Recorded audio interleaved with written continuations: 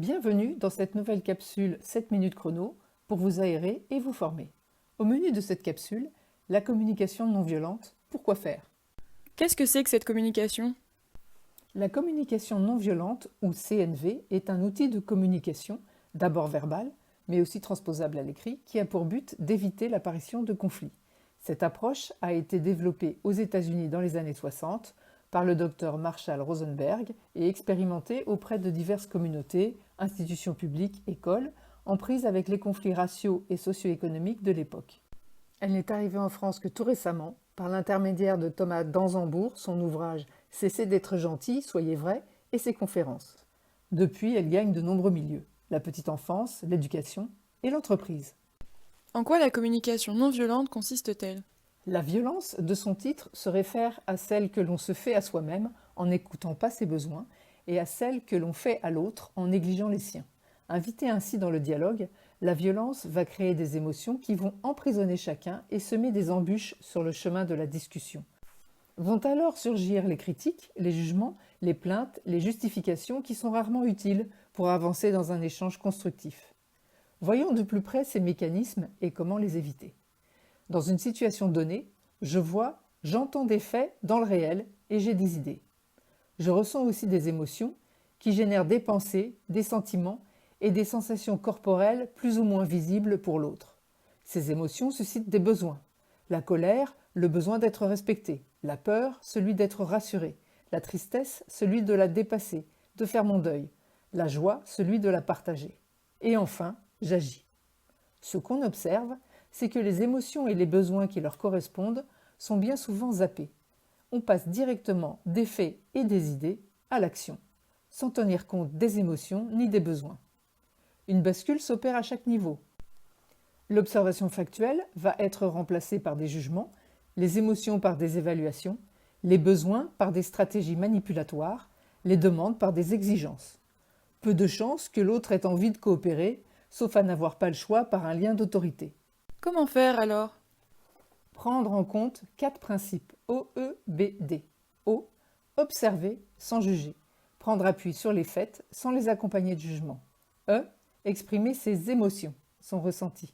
B. Formuler son besoin. D. Demander clairement à l'autre ce qu'on attend de lui de façon positive. Les étapes E. Émotion et B. Besoin nécessitent de réfléchir en conscience sur soi-même. En cela, la communication non violente rejoint certains préceptes de la méditation et de la pleine conscience. Concrètement, c'est s'interroger sur ses intentions et celles de l'autre, c'est parler de son point de vue sans le faire à la place de l'autre, en utilisant le je plutôt que le tu. Je constate plutôt que tu ne fais jamais. Je suis surpris par ton travail sur le dossier truc, tu m'as habitué à des développements plus approfondis. Comment peux-tu revoir la partie 3 ? Plutôt que ton travail sur le dossier truc est vraiment décevant, qui s'apparente à une généralisation et devient une agression. Il n'y a plus le filtre de mon avis selon moi et pas de demande ni d'attente. Le tu ou vous centre le problème sur l'autre et revient à mettre ses idées dans la tête de l'autre.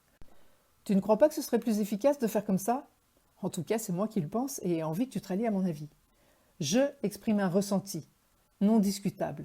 Tu exprimes un jugement, discutable, qui donne même aussitôt envie de contre-argumenter, et la discussion dévie. Autre exemple sur le ressenti. Quand je vous vois interagir ainsi avec le reste de l'équipe projet, j'ai l'impression que vous prenez le lead sur les autres. Attention à ne pas donner cette impression le jour de la soutenance devant le jury. Eh bien, votre impression n'est pas bonne. L'impression n'est pas discutable. Voilà ce qu'elle est, voilà sur quoi elle se fonde. Si je l'ai eue, le jury pourrait l'avoir aussi. C'est à prendre en compte. La communication non violente s'appuie sur des questions ouvertes. Les questions qui commencent par « c'est QQ, c'est occupé ». Combien, quoi, quand, comment, où, qui, pourquoi. Pourquoi des questions ouvertes ? Pour permettre à l'autre de s'exprimer.